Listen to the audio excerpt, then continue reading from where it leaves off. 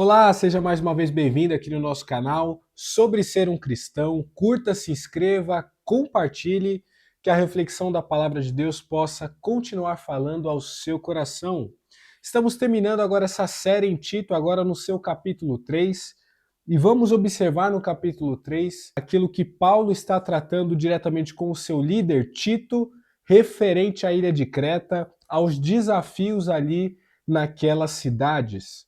Em Tito capítulo 3, o cerne central desse capítulo, a gente vai observar essa instrução aos cristãos, mas trazendo uma fé pública, trazendo então esse viés de um cristianismo público e impactante. E eu quero começar com a leitura do verso 3 até o versículo 7.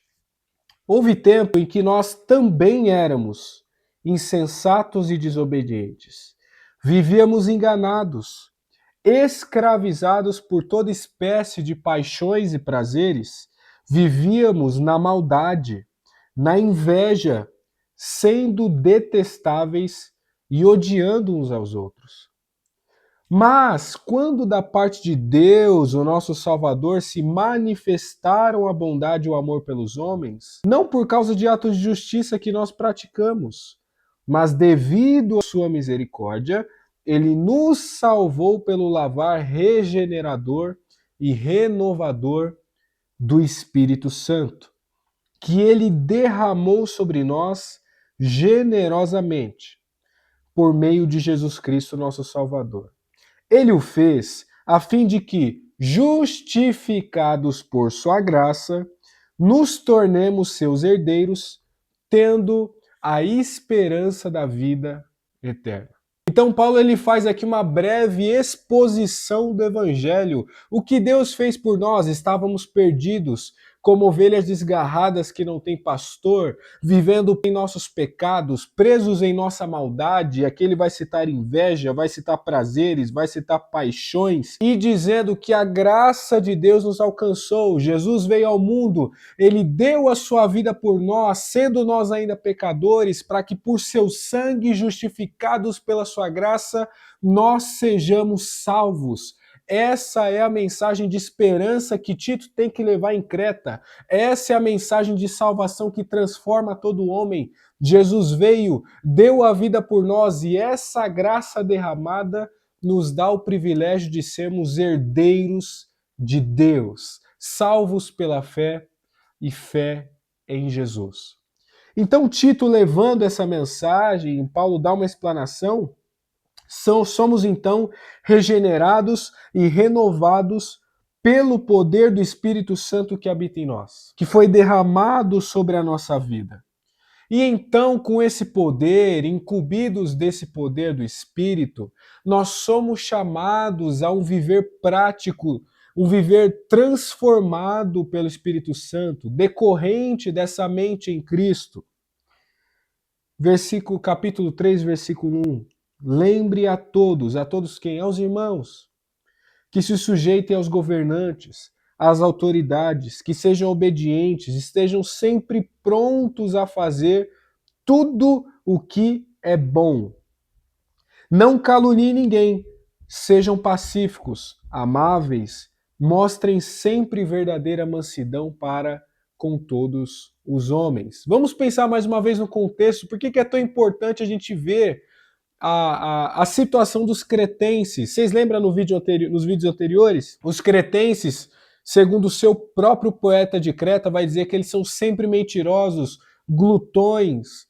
Então, um povo que está imbuído de corrupção moral, corrupção no seu caráter, que vive na mentira, ele é impactado por pessoas que ali estão, transformadas por Jesus, vivendo a verdade, vivendo repletos da bondade, sendo pacíficos, sempre amáveis, sempre verdadeiros, com verdadeira mansidão. Verso 8, ele vai continuar essa reflexão, fiel a essa palavra. Quero que afirme categoricamente essas coisas. Então, assim, Paulo está dizendo, Tito, deixa claro isso para todos os irmãos aí. Deixa isso muito claro para que os que creem em Deus se empenhem na prática de boas obras. Tais coisas são excelentes, vão ser úteis aos homens. O nosso cristianismo ele vai ser visto, ele vai ser lembrado, ele vai ser memorado e celebrado por aquilo que fazemos, por aquilo que vivemos e fazemos. Então, se você é uma pessoa que está sempre pronta para o bem, para abençoar, para estender a mão, para ajudar, para orar, para perdoar, para ser um agente do bem, socorrendo alguém que precisa, para ser um agente de misericórdia na vida da pessoa que está em maus lençóis, como a gente vai dizer, se você está sempre sendo um agente de bem, você alcança um testemunho adequado como cristão. Mas se você cruza os seus braços e você simplesmente se despende, como vai ser dito aqui, a ficar em discussões inúteis e sem valor, que é o versículo 9 em diante, então você não está sendo um agente de bom testemunho. O nosso cristianismo ele precisa ser prático. Ele tem que ser impactante de uma forma prática e não de falácias, e não de discussões tolas, discussões teológicas. Amado, eu não estou aqui gravando esse vídeo com você preocupado em ficar debatendo teologia, debatendo visões teológicas, escatológicas. A minha preocupação não é essa. A minha preocupação é que você viva Jesus hoje. É que o seu testemunho seja impactante como uma pessoa que ama Jesus hoje. Que você seja uma pessoa que ama a Deus, que serve a Deus e que carrega o poder de Deus através do Espírito na sua vida hoje. A nossa vida prática ela será impactante, para o bem ou para o mal, para causar vergonha ou para causar alegria e esperança de que sim, existe um evangelho sério. Nós estamos num país, e pensando no contexto de Creta, um país, como já disse inclusive no vídeo anterior, repleto de corrupção. E cristãos que pensam só nas coisas desse mundo, que priorizam a busca pelas coisas desse mundo, quando na verdade nós somos chamados para serem peregrinos para fora, para o reino de Deus e não para as conquistas terrenas. O que interessa de verdade é a eternidade, a salvação em Jesus e é levar essa salvação aos perdidos. Não é o que vamos conquistar, mas como está o coração, como está a mente do nosso povo. Paulo está dizendo, Tito, diga aos irmãos que eles façam, que eles sejam, afirme categoricamente, que eles se empenhem na prática de boas obras.